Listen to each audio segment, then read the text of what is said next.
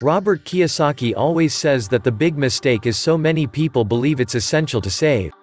That's ridiculous, Kiyosaki explains, and the reason that's ridiculous is that what happened in 1971 is crucial. In 1971 the US dollar stopped being money.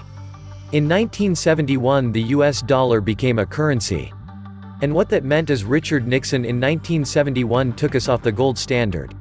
That's like giving an alcoholic free rein to the bar, or it's like giving somebody who can't control their spending unlimited credit cards.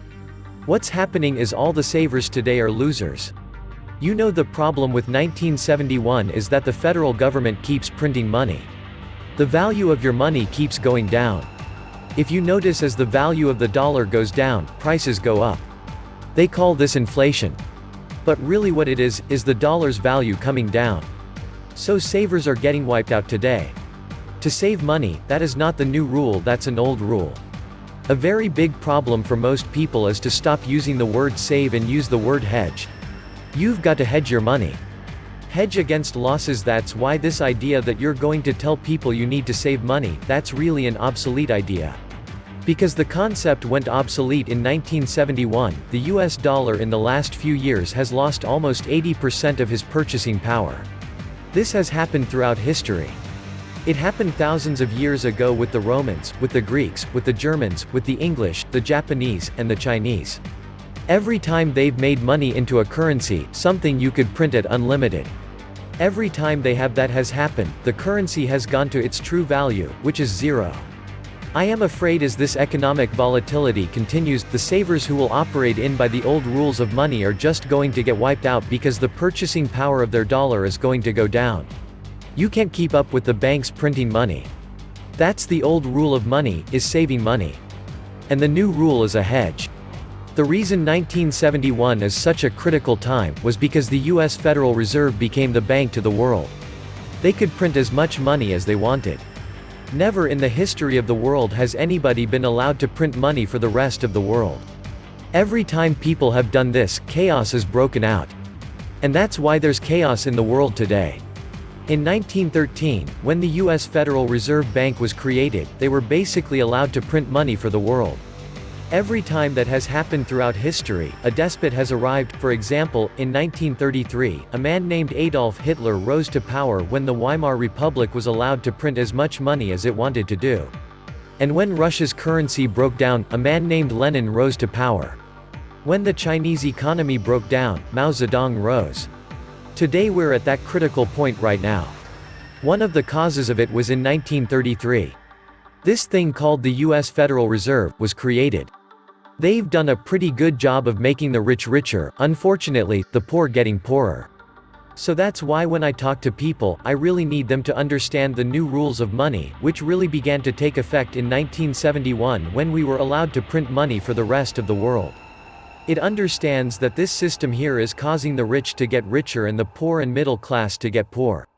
But most importantly, the lower middle class is almost getting wiped out. High prices, volatilities in the market, food getting more expensive, gas getting more expensive, savings getting wiped out, home values going around. And the reason the troubles have started again is the US Federal Reserve Bank is not US, is not federal, and does not have any reserve, and is not a bank. So if you understand that, then you can start to hedge your position rather than save money, and that's a new rule of money. This is why banks are the worst place for your money. Get your money out of the banking system. Now. Welcome to the Atlantis Report. Leaving all your money in a bank account, that is terrible advice. I'm going to explain to you guys why putting all of your money in the bank is a guaranteed way to lose money because of inflation. So first of all, what exactly is inflation? The definition of inflation is a general increase in prices and fall in the purchasing value of money over time. So over time, your money is worthless as far as buying power. A perfect example, let's look at the cost of bread in 1930 compared to the cost of bread today. So in 1930, you paid 9 cents for a loaf of bread, while today, on average, you're paying $2.50 for that same loaf of bread. So the purchasing value of your money decreased significantly from 1930 to 2019. I want you to understand. Your parents are not intentionally giving you bad advice by telling you to save money in the bank account. They are just confused because this is a strategy that worked for them. Because in the 1980s, things were very different. I'm going to explain why that is right now. So this is not necessarily bad advice for the 1980s. It worked for them, but it's not gonna work for you. So for this example, we are talking about a CD or a certificate of deposit. Essentially, you deposit your money, you're not able to touch it for a certain number of years, and as a result, you earn a guaranteed rate of return.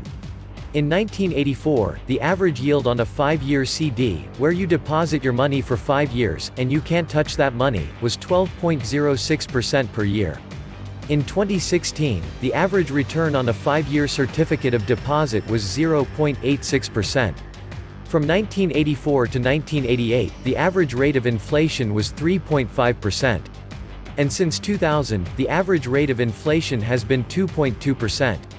So let's go ahead and do the math on this. If you had $100,000 at the end of 1983, by 1988, due to the inflation, that $100,000 would have the equivalent buying power of $118,769. Now let's say you took that $100,000 and invested it in a 5-year CD at the beginning of 1984. $100,000 would have been worth $176,707 5 years later. So for that 5-year CD, you made $76,707, but you outpaced inflation by $57,938. That is why your parents give you this advice. Because it worked for them, but it's not gonna work for you. I'm gonna show you why. $100,000 in 2016, based on that 2.2% average rate of inflation since 2000, is the equivalent buying power of roughly $111,495 in the year 2021.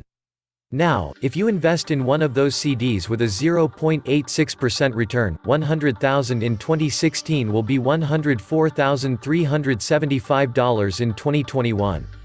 Inflation outpaced you by $7,120. But let's say you didn't even put your money in a CD, because most people don't. What most people do is they leave their money in a checking or a savings account. The average return on a checking account is 0.05%. So $100,000 in 2016 at 0.05% per year would be $100,250 by 2021. So while it appears that you made $250, you actually lost $11,245 because inflation outpaced you. I have news for you. The 1980s are over. Anyways, how can you outpace inflation? How can you avoid losing the buying power of your money? The answer is to invest. So I just wanna show you one way that you could invest, and this is a very conservative way. So the S&P 500 is a good way to track the average returns of the stock market. And you can invest directly in a fund that tracks the S&P 500 as well. So I know a lot of people out there will say things like the stock market is a losing game, or everyone loses money in the stock market.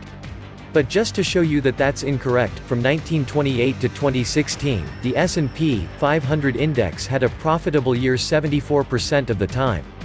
Now, there may be short-term corrections where you are down on your money, but you don't sell.